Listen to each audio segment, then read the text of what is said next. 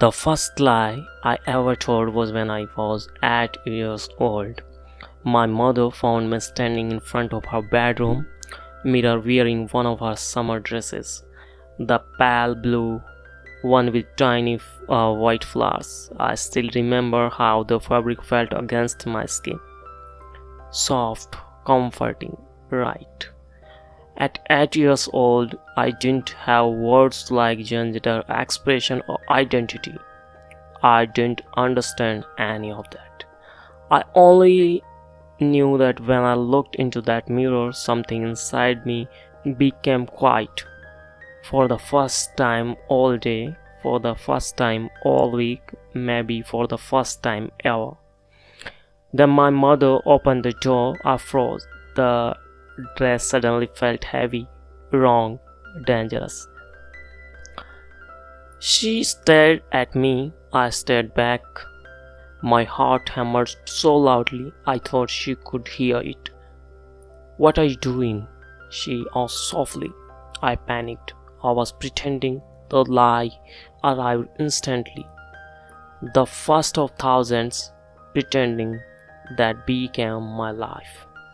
Pretending to be a boy, pretending not to notice girls' clothes, pretending not to feel jealous when I saw my female classmate wearing pretty dresses to school event, pretending I wasn't different. My mother didn't yell, didn't laugh, didn't tell my father. She simply walked over, adjusted the shoulder strap that had slipped down my arm, and smiled. "It suits you." Then she left the room. The moment stayed with me for 25 years because it was the last time anyone made me feel safe. At least for a while. My father was a different story. Frank Manne believed man should be man, strong, silent, tough. The kind of man who considered emotion as personal failure. The kind of man who measured masculinity like it was a religion. Football, cars, beer, work. Anything outside those boundaries made me uncomfortable. Anything outside those boundaries made him angry. I learned that early. One afternoon when I was 12, a boy at school called me a girl. Not because I wore dresses. Nobody knew about that because I wasn't interested in sports. I preferred books, art, music. The boy laughed. My father heard about it. That night he sat across from me at the dinner table. His face looked like stone. "People only call you weak if you act weak." I nodded. "Do you understand me?" "Yes."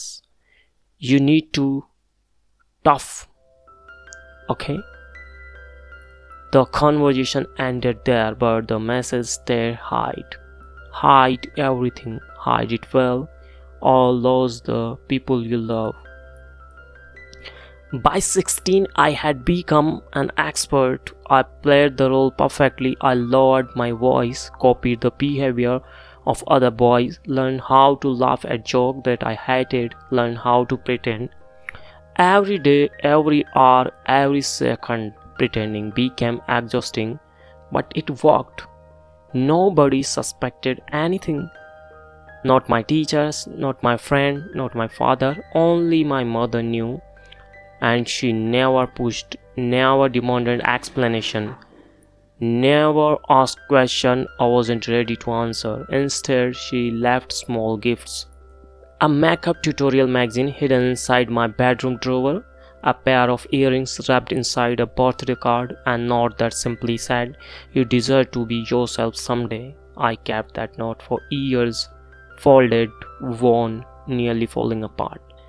Some nights I would read it over and over like a prayer. Then everything changed when I turned 23. My mother got sick. Cancer. The word arrived like a gunshot.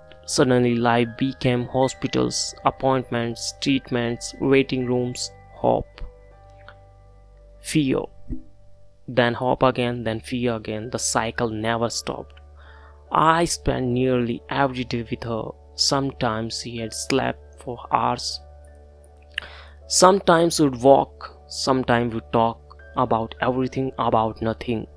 One afternoon she looked at me carefully, really looked at me. I have a question. Okay, are you happy? I laughed, a fake laugh. The same laugh I had used my entire life. She didn't smile, she waited. I looked away. No. The answer escaped before I could stop it. The room became silent. Then my mother reached for my hand. Being someone else is exhausting, isn't it? I started crying immediately, not because I was sad, because I was tired. So unbelievably tired. 23 years of pretending, 23 years of hiding, 23 years of feeling like a ghost inside my own life. I cried for 20 minutes. My mother simply held my hand. When I finally stopped, she smiled. I know. 3 words. That's all she said. I know. And somehow those words healed something inside me. 3 months later, she died. Everything after that became blurry. The funeral arrangements, the phone calls, the flowers, the condolences, the endless parade of people saying they were sorry, sorry, sorry. The word lost meaning. Nothing could fix it. Nothing could bring her back. The night before the funeral, I sat alone in my apartment, looking at her photograph, drinking coffee that I had long gone cold, trying to imagine tomorrow, trying to imagine saying goodbye. Then I found a letter hidden inside a box of family photos. My name written across the front, open, after I'm gone. My hands trembled as I unfolded the paper. Inside were 3 pages. The first 2 were exactly what I expected: memories, advice, love. Then I raised the final page and everything changed. There was one final request, one final wish, one final thing she wanted from me.